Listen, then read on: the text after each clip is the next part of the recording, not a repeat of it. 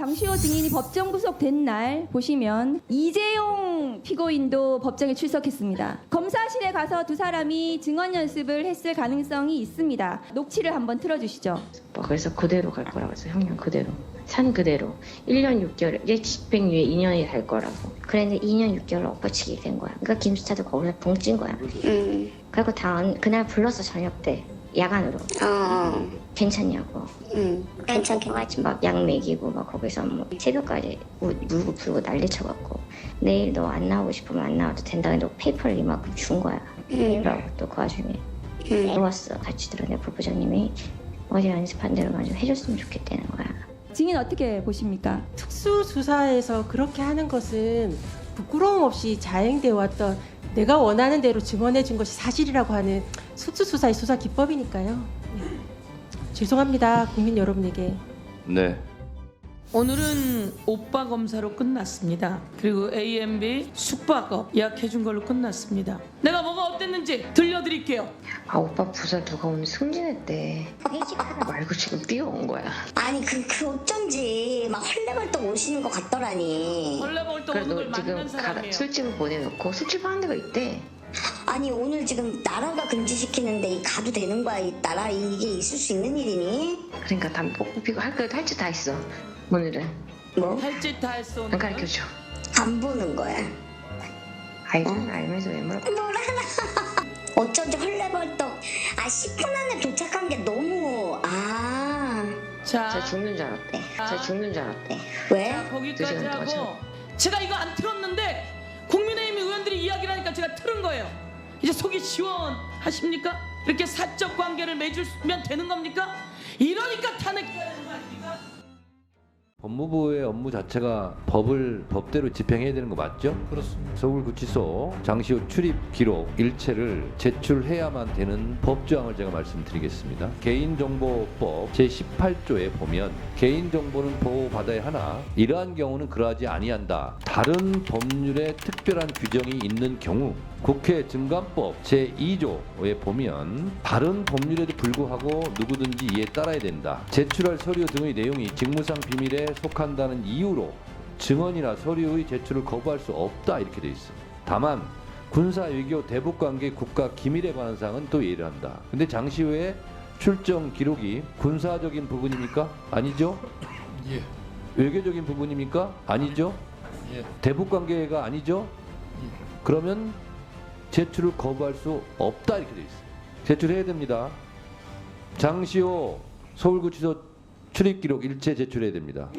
검사 탄핵 문제에 대해서 더 적극적으로 방어해야 된다고 생각하는 거거든요. 검찰총장이 되시면 본인 일처럼 적극적으로 대응하시겠습니까? 네, 그렇게 하도록 하겠습니다. 검사가 정상적으로 직무를 수행하였다는 이유로 탄핵이 소추되는 것은 검찰의 정치적 중립과 독립성에 아주 악영향이 정치적 중립은 가만히 있는다고 지켜지지 않습니다. 지금 매우 정치적 중립 의무를 위반하는 심각한 요구를 검찰총장 후보자에게 했고 후보자는 거기에 부안해동해서 말도 안 되는 답변을 하고 있습니다. 검찰총장 후보자에게 드릴게요. 가만히 계세요. 잠시만요. 잠깐 시간 검사 탄핵이라는 것은 잠깐만요. 고도의 정치적 중립 의무 위반의 행위고 이렇게 위반하는 잠깐 발언 정지해 주세요. 자, 의원님들 끼어들기부터 모든 사단이 시작이 되는 거예요. 김용민 의원님 발언하시고 그리고 나서 하실 부분 있으면 저한테 얘기하시기 바랍니다. 보다는 혹시 노소영 씨 세기의 이혼 재판에서 불거진 선경 300억 이거 혹시 보신 적 있습니까? 그렇습니다. 노태우 대통령은요 비자금 수사 당시 확인된 금액만 4,500억이었습니다. 2,628억을 추징했고요. 추징되지 못한 금액이 1,872억이라고 합니다. 노소영 씨 최태원 SK 회장 재판 과정에서 김옥숙 여사의 메모가 나왔고 비자금 규모가 900억이 넘는 걸로 그중에서 선경 300억 이렇게 돼 있습니다. 노소영 씨가 재산 분할을 1조 3천억 이상 받게 된 결정적 이유가 저 300억을 노태우 비자금에서 선경에 제공했다는 거죠. 범죄로 은닉한 비자금이 계속 형성이 되어 있었다는 것이고 검찰은 추징을 못했다는 겁니다. 성공한 비자금은 환수할 수 없습니까? 법률적으로 정확히 검토가 안 된 상태에서 말씀드리긴 어렵고 다만 제가 취임할 수 있다면 정확히 한번 살펴보겠습니다. 재산이 얼마입니까? 예, 108억 신고했습니다. 그런데 따님이 햇살론 최저신용자 대출을 받았어요. 말이 됩니까 안 됩니까? 저희 딸이 혼자 살면서 스스로 생계비를 벌기 위해서 아르바이트도 하고 모자란 부분에 대해 자. 대출을 받은 것입니다. 이런 거는 가난하고 힘들고 어려운 사람 대출 받으라고 있는 대출이에요. 이거를 108억 재산 신고한 후보자가 제 딸 대견합니다 이렇게 얘기할 내용이 아니라고요. 위원님께서 말씀하신 대로 청년들이 또 상실감을 느낄 수 있다는 그런 말씀 주신 것 같은데 저도 일정 부분 공감하는 부분이 있습니다. 사과할 수 있습니까? 아니, 사과할 내용은 저는 아니라고 생각합니다. 저희 딸도 뭐 돈을 보태주고 이랬으면 괜찮겠죠. 그게 아니니까 저희 딸이 홀로 한번 살아보겠다고. 심우정 후보자는 그러면 햇살놀과 최저신용 대출이라고 하는 게 왜 있는지 몰라요? 최저생계를 유지해야 될 사람들이 할 수 있게 해줘야 되잖아요. 이 정도는 쿨하게 다른 사람들에게 기회를 뺏은 것 같습니다. 잘못한 것 같습니다. 이렇게 해야 되는 거 아닙니까? 자, 그다음 헌법 49조에서 보장하고 있는 국회 의사결정 방법을 다수결로 해라. 그래서 다수가 되기 위해서 그게 총선 때 노력하는 겁니다. 그리고 국민의 뜻에 따라서 다수당, 소수당이 결정이 되는 거예요. 그리고 국회는 다수결 원칙에 의해서 의사결정을 하는 겁니다. 거기에 따라서 검사 탄핵 조사 청문회도 하고 있는 겁니다. 박근혜 전 대통령 탄핵까지 국회에서 했어요. 대통령까지 탄핵한 대한민국 국회입니다. 검사가 뭐라고? 탄핵 조사 청문회 하면 안 됩니까? 그것도 불법적으로 의결도 없이 한 겁니까? 검사도 대한민국 수많은 부처 공무원 중에 한 명이에요. 공무원 위의 공무원이 아니에요. 행정공무원이죠. 예, 행정부 소속이잖아요. 예, 행정공무원은 맞지만 준사법적인 성격을 갖고 있습니다. 준사법적 성격을 갖고 있다는 것은 검사들의 주장이에요. 행정부에 속해 있는 행정공무원이에요. 검사는요, 벤치검사, 스폰서 검사 얼마나 많이 그동안 보호를 많이 받았습니까? 그런 시대는 갔어요. 어제 국민의힘 유상범 간사를 비롯해서 국민의힘 의원들이 저를 빌런이라고 빌런 정청래 위원장이 비난했습니다. 그런 악당 위원장과 회의실에서 회의를 하고 있는 여러분들은 뭡니까? 악당의 꼬붕들입니까? 악당 상대방이에요. 곽규택 의원이 그러면 정의의 사도라도 됩니까? 제가 보기에는 악당 이상의 악당이에요. 차이가 나는 것은 좁혀보고 토론하고 그리고 결론 내면 될 것을 왜 안 들어오시냐? 들어오지도 않고 왜 밖에 나가서 비난합니까? 그리고 할 말이 있죠. 악한이라고요? 악인이라고요? 범죄자라고요? 진정한 대한민국의 지금 악당은 윤석열 대통령 아닙니까? 헌법 정신을 부정하고 그렇게 비하하면 안 되죠. 사과하실 거면 의사진행 발언하세요. 발언권을 주고 말씀하세요. 발언권 드리지 않은데도 지금 얘기 잘하고 있구만요. 얘기하지 마세요. 근데 저쪽에 안 들려요. 이재명 당대표에 대한 공직선거법 결심 공판은 이 잣대를 그대로 들이댄다면 과연 윤석열 당시 대선 후보는 검찰이 생각하는 대로 혐의가 없었을까? 이런 질문을 되돌려 드릴 수밖에 없습니다. 사건을 조작하고 정치 검찰임을 자명하게 밝힌 그런 구형이 아니었나 생각합니다. 반드시 사필 규정, 모든 사실들은 명명백백하게 밝혀질 것이라고 믿습니다.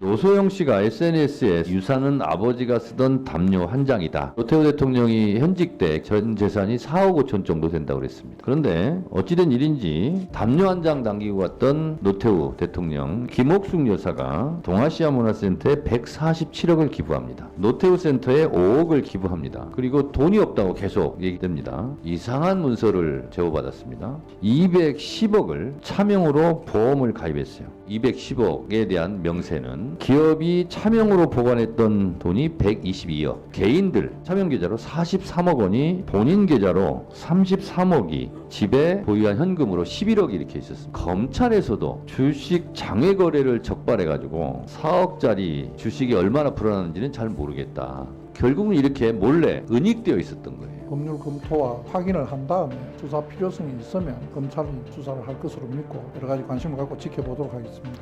네.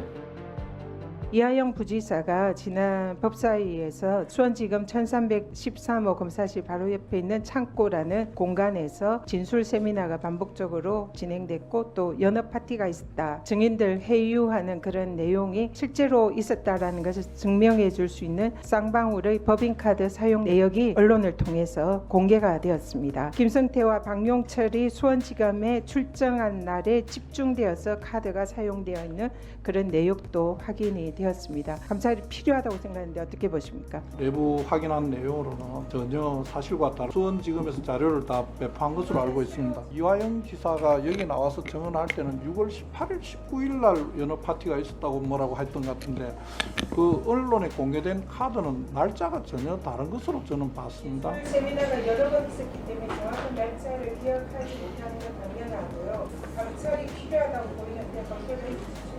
윤석열 정권의 정적 죽이기에 화답한 정치 판결에 깊은 유감을 표합니다. 오늘 1심 판결은 명백한 정치 판결입니다. 검찰이 시작한 윤석열 정권의 대선 후보 죽이기 정적 말살 시도의 판결로 화답한 것입니다. 검사는 이재명 대표가 하지도 않은 말을 만들고 조작 왜곡해서 기소했는데 그것을 무비판적으로 판결했으니 제대로 된 판결일 수가 없는 것입니다. 더불어민주당은 이어질 항소심에서 국민과 함께 진실을 현실의 법정은 아직 2번 더 남아있고 그리고 민심과 역사의 법정은 영원합니다.